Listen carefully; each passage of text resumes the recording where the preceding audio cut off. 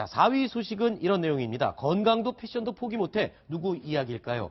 자, 구치소 생활을 하고 있는 조윤선 전 문체부 장관 그리고 김기춘 전 비서실장에 대한 얘기입니다. 자, 구치소 내의 생활이 일부 공개가 됐다고요? 신정숙 기자.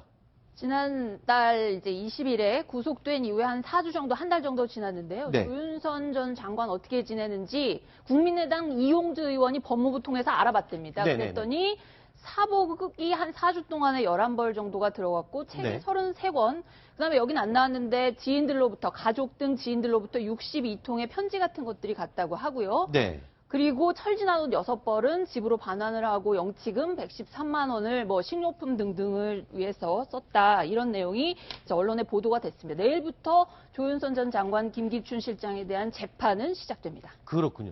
여기 보면은 지금 사복 11벌을 집에서부터 받았다. 그러니까 수의를 입지 않고 항상 지금 사복을 입고 있는 거죠? 오늘 제가 조 전 장관하고 굉장히 가까운 정치인하고 이야기를 했는데 어쨌든 조 전 장관은 블랙리스트 관련해서는 여전히 결백을 주장하고 있는 아하. 입장입니다. 그래서 법정에서도 어쨌든 최선을 다해서 무죄를 받아내겠다는 입장이거든요. 네. 수의 입은 모습으로 나가는 거는 마치 뭔가 유죄를 인정하는 듯한 모습이기 때문에 아마 저런 복장, 그 전에 여성 정치인들이 감옥에 갔을 때 어떻게 옷을 입었는지 궁금해서 찾아봤는데 네. 한명숙 전 대표 같은 경우 대표적으로 불구속 상태로 재판을 받아서 네. 수의 자체가 비교가 안 되더라고요. 아하. 저 11벌이 어떤 옷들인지는 사실 좀 세밀하게 봐야겠지만은 어쨌든 조 전 장관의 심정을 대변하는 게 아닌가 싶습니다. 그렇군요. 저는 오늘 이 보도 보면서 참 집요하다라는 생각을 했는데요. 네. 이용주 의원이 누군지 혹시 기억나세요? 이 국회 청문회 때 네. 조윤선 장관에게 똑같은 질문을 계속해서 그랬었죠. 결국 이 블랙리스트를 없다라고 얘기할 수 없다. 이 답변을 이끌어낸 의원이 맞습니다. 이용주 의원이거든요. 네. 그런데 그 이용주 의원이 조윤선 장관의 어떤 구치소 생활에 대해서 네. 자료를 요청해서 그 요청한 자료를 이제 공개해서 오늘 보도가 나온 거거든요. 그렇군요. 그러니까 조윤선과 이용주의 어떤 악연이라고 해야 될까요? 악연은 뭐 구치소까지 계속 이어지고 있다고 볼 수 있습니다. 그렇군요. 그리고요, 지금 한 달 동안 영치금을 113만 원을 사용했다. 양재열 변호사님, 영치금에는 제한 액수는 없는 건가요? 아, 뭐, 1년에 5억씩 쓰셨던 분인데, 뭐, 113만 원이 큰 돈일까요? 근데, 영치금을 들여오는 거는 제한이 없는데요. 네. 하루에 쓸 수 있는 돈이 4만 원 정도로 정해져 있습니다. 아, 그래요? 그러니까 지금 한 달에 113만 원 썼다라는 것은 하루에 쓸 수 있는 돈을 꽉꽉꽉꽉 채워가시면서 다 쓴 것으로 보입니다. 그렇군요. 그 얘기는 또 지금 제가 처음 듣습니다. 하루 4만 원인데 한 달 정도 됐으니까 아마 120만 원 맥스로 죄송합니다. 최대로 사용할 수 있는 양의 액수의 돈을 사용한 것으로 보인다.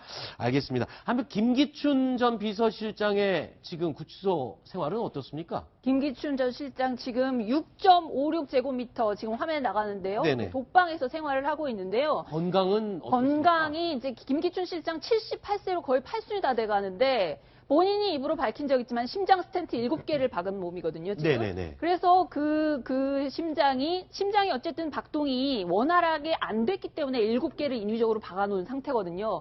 그래서 빨리빨리 운동을 해야 되는데 바깥에 외출할 수 있는 시간 1시간, 안 그러면 독방 안에서 왔다 갔다 제자리 걸음만 하는 그 정도의 혈액순환을 위한 운동을 하고 있다고 하는데요. 네. 김 전 실장 그래서 내 골든타임은 40분이다. 이전에 이건희 회장도 심장 스텐트 시술을 한 적이 있잖아요. 그렇죠, 심장이 갑자기 그렇죠. 멈춰가지고. 근데 저걸 7개를 받고 있기 때문에 난 40분 안에 죽어도 아무렇지도 않은 몸이다. 내 골든타임은. 그래서 옥사할 경우까지 생각하고 있다.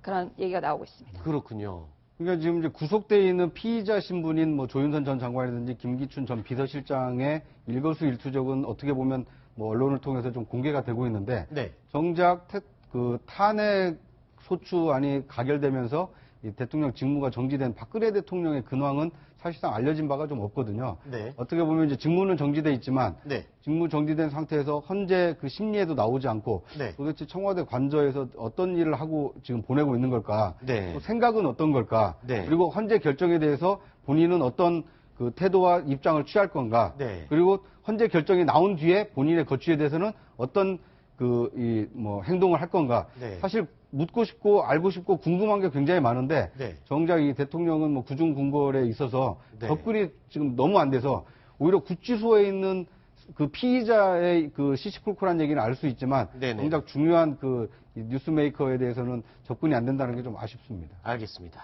자, 일단은 블랙리스트 작성을 주도한 혐의를 받고 있는 김기춘 전 비서실장과 조윤선 문체부 장관의 이 구치소 생활에 대해서 이야기를 나누고 있는데요. 조윤선 전 장관의 경우는 책이 지금 33권이 들어갔다라고 하는데 김기춘 전 실장에 대해서는 책에는 얘기가 없는 것 같아요. 조윤선 전 장관은 책 읽는 거를 굉장히 좀 즐겨 하는가 보죠? 조윤선 전 장관과 마찬가지로 김기춘 실장도 책이 반입됐을 거는 같은데요. 이용주 의원이 그거는 좀 관심이 없었던 것 같습니다.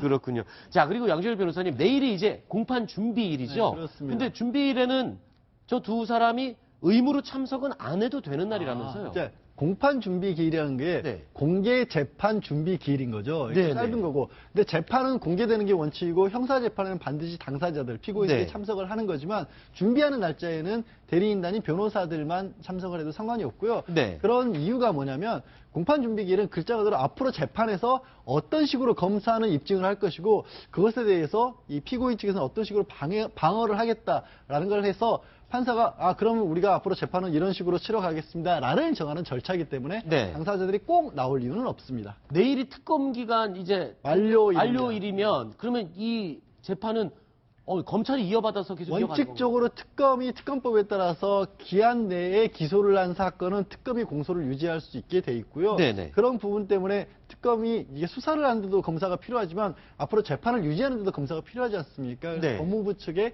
수사를 담당했던 검사들 10명 정도는 특검이 남겨달라고 요청을 한 상태입니다. 그렇군요. 자, 지금까지 지금 4위까지 살펴봤고요.